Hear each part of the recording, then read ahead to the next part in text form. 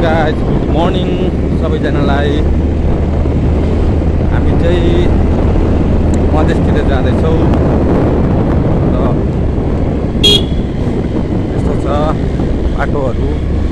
हिजो पानी आएर धेरै नै रफ भएको रहेछ बाटोहरू चाहिँ।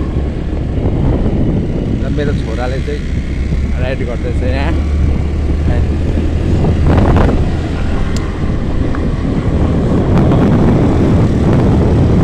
हेर्नु चाहिँ हाम्रो रेली पारीको बाटो हो। यो चाहिँ राम्रो छ बाटो।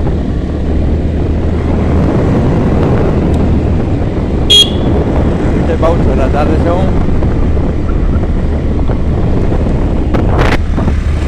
हेलो,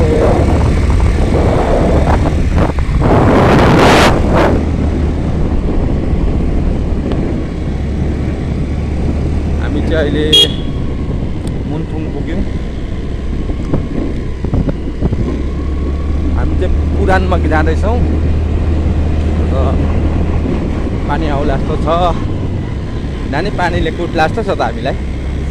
कुट खान्यो आज चाहिँ भिजेर पुगिन्छ होला है।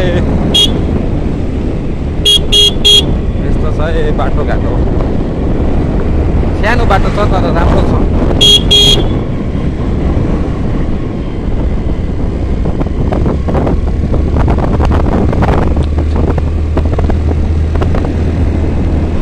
छोरोले पर्फेक्ट भएको छ स्कुटी बाइक कुदाउनु।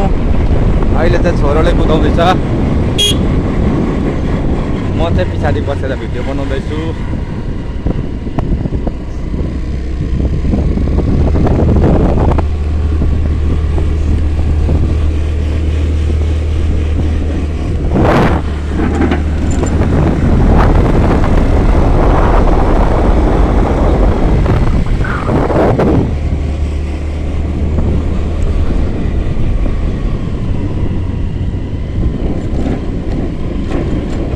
नानी यो बाटोमा कुदाउनु मजा आउँछ?